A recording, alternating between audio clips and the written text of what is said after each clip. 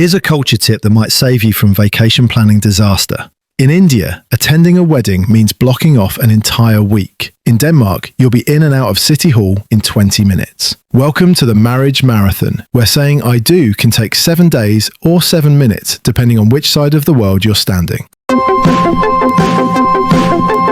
Let's start with Indian weddings, because calling them big is like calling the ocean damp. How big are we talking? A typical Indian wedding runs 5 to 7 days minimum. Multiple ceremonies, hundreds of guests, events from dawn until midnight. There's the Mehndi ceremony for henna, the Sangeet for music and dancing, the actual wedding ceremony, and multiple reception events. That's basically a festival. It is a festival. I know a woman, Priya, who got married in Mumbai. The guest list was 800 people. Her American colleague flew in thinking it was a weekend event, showed up Friday, wedding wasn't until Wednesday, and events were still happening Saturday. Bit of the scheduling miscommunication. He'd booked a 3-day trip, ended up missing the actual ceremony because it happened after he flew home. Priya was mortified. In Indian culture, if you're invited to a wedding, you're expected to attend multiple events, not just show up for one. So it's not optional? Not at all. Each ceremony has significance. The Mehndi isn't just decoration, it's bonding time for the bride's female relatives and friends. The Sangeet isn't just a party, it's families merging through music and dance. Missing events suggests you don't value the relationship. And the costs must be astronomical. Absolutely staggering. Indian families often save for years or go into debt for weddings. It's not just about the couple, it's about family honor, social status, community bonds. You're not just hosting a wedding, you're making a statement about your family's place in society. What about people who want something smaller? They face enormous pressure. There's this expectation that weddings are family affairs, not just about the couple. Eloping or having a small ceremony can be seen as selfish, even shameful. You're denying your parents the chance to fulfill their social obligations. No pressure there. Right? And it's not just immediate family.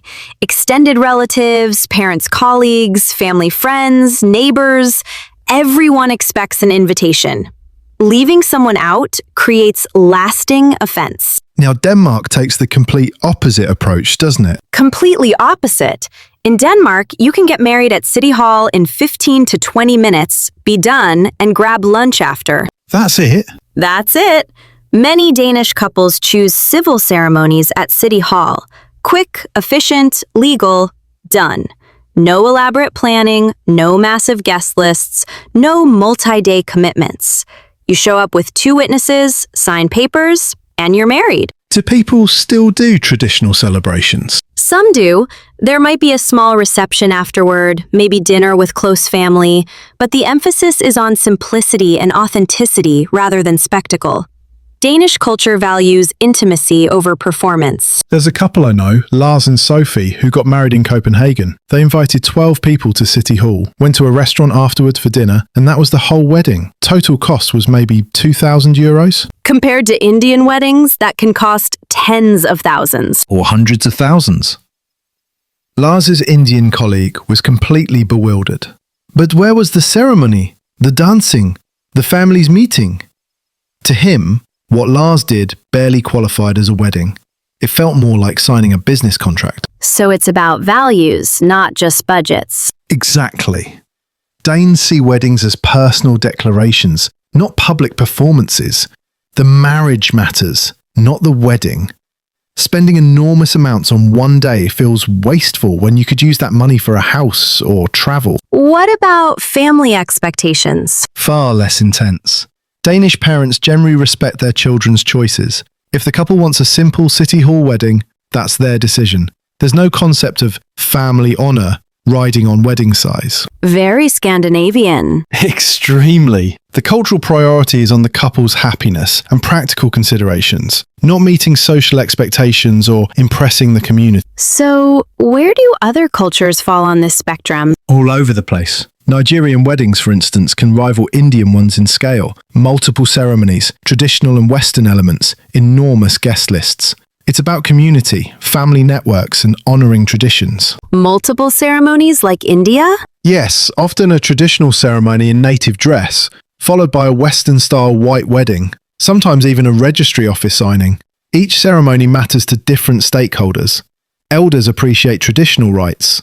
Younger generation wants Western elements. So you're essentially getting married 3 times. In a way, yes.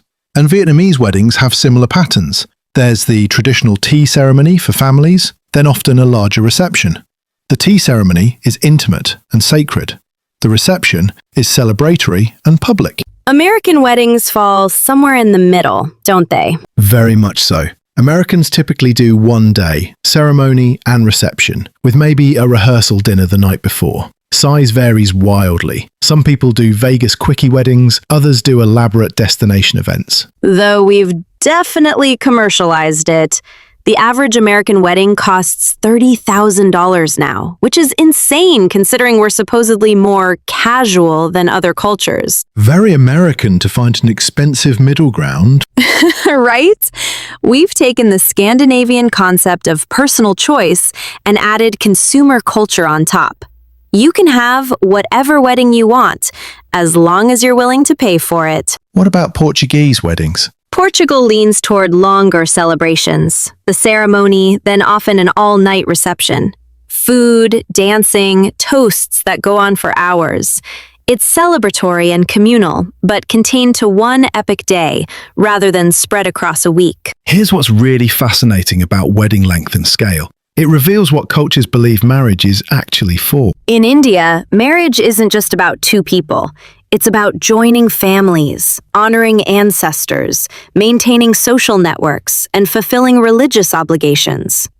The week-long celebration makes sense because there's so much more happening than 2 people saying, "I do." In Denmark, marriage is a personal legal commitment between individuals. The efficiency makes sense because the focus is on the relationship itself, not the social performance of that relationship. And neither approach is wrong, they're just solving for different priorities. Indians would find Danish weddings cold and impersonal. Danes would find Indian weddings exhausting and excessive. The cultural misunderstandings must be brutal for international couples. They're massive. Imagine an Indian woman marrying a Danish man. Her family expects a week-long celebration in India with hundreds of guests. His family thinks City Hall and dinner for 12 is plenty. Someone's family feels disrespected no matter what they choose. The actual culture tip here is to negotiate early. Yes, if you're in an international relationship, you have to discuss wedding expectations years before anyone proposes. What does marriage mean to your family?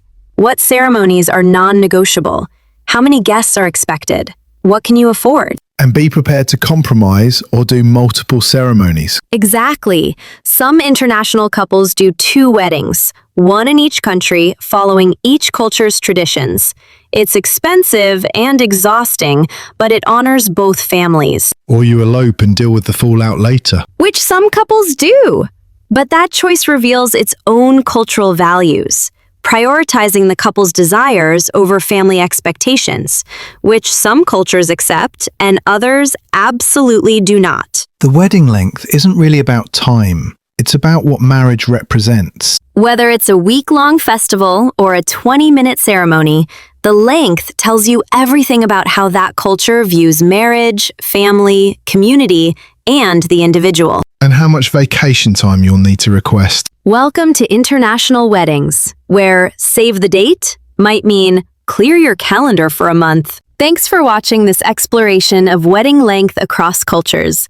If you've ever been confused about how long a wedding should take, now you know why. Next episode, we're backing up one step, the commitment timeline. Because if you think wedding length is complicated, wait until you hear about engagement customs.